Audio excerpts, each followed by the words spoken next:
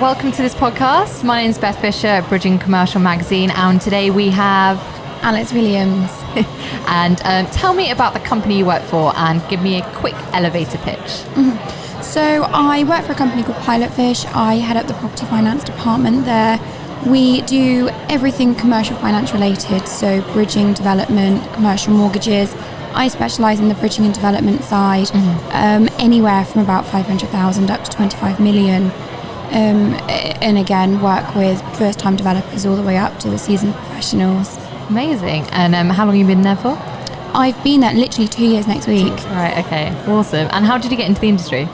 I actually started off working at Handelsbanken before I joined Pilot Fish on a graduate scheme, and wanted to get out from behind the desk, realised that banking wasn't necessarily for me, but still had a real interest in the finance sector. Sure. So started looking for jobs that were relatively local to me as well, and Pilot Fish popped up, and the job just clicked, the description of the job.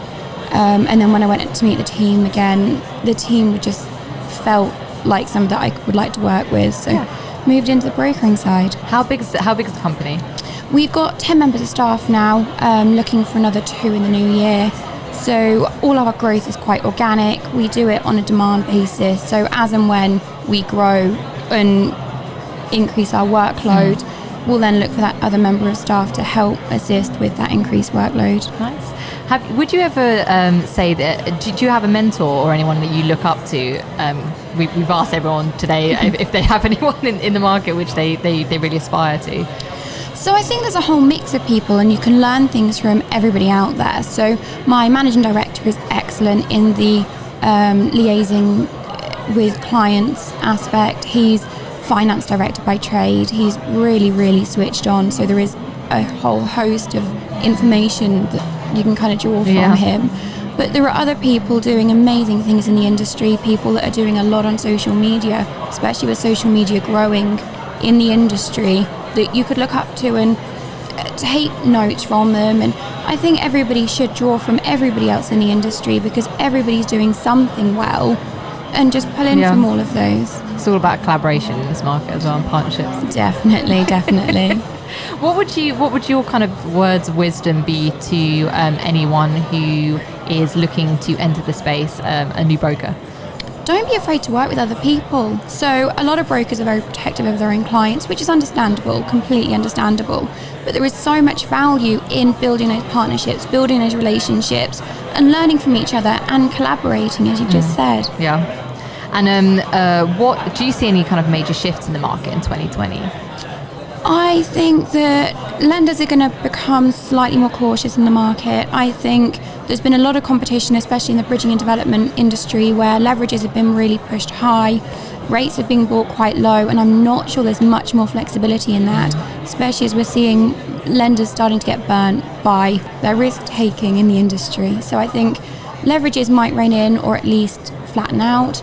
And again, I can't see rates dropping much further. Yeah, I guess there's only so far it can go. And like, is that based on demand though, or is there what other types of innovation as a broker do you think there needs to be in bridging and development space? I think that there's been a lot of movement to try and make the process more streamlined. A lot of portals being brought in, especially in the bridging market. But I think that people have now actually realised that the key differentiator between bridging providers is customer service. So I think we're actually now starting to go towards the innovation space of improving that customer service, that customer relationship, and the same with the brokers, improving that relationship with the brokers. Yeah, awesome. If there was one thing you could change in this market, what would you like to see? I think I would like to see an additional level of regulation. Nothing too onerous, nothing that's going to increase the barriers of entry to unsustainable levels, but something that just makes it a bit more of a level playing field and makes it far fairer for the customer. So, is this on the lender side or the broker side, or both? On both sides. As an industry, especially with bridging and development, it is unregulated. You can obviously get some FCA permissions, but they don't really go as far as I'd like to see in terms of regulations. So I'd quite like to see a bit more regulation out there and just level the playing field and worm out some of the more unscrupulous brokers and lenders. Sure.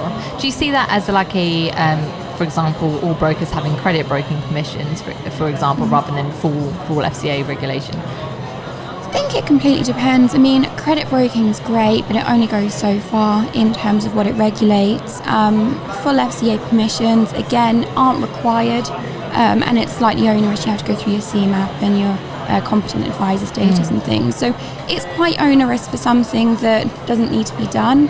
So maybe something more like an industry body with development and bridging that just sets out certain things that do need to be done by the broker to allow them to enter that market. Sure. Relatively low, but enough just to ensure that there's some level of kind of maintaining industry standards. Absolutely.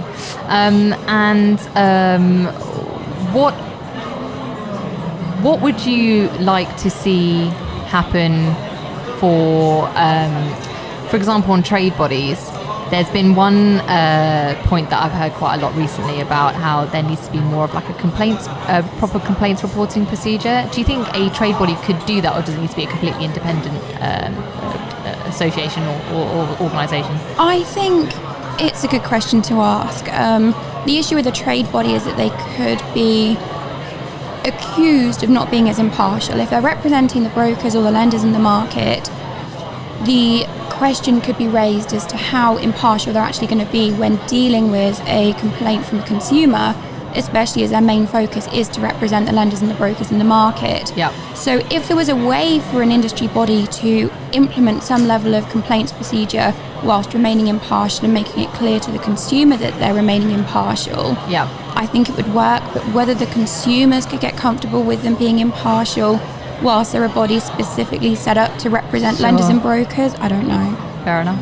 Thank you so much for coming in today. Thank you for having me. Do you have any questions for me?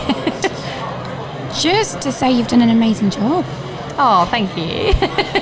Thanks so much. Cheers.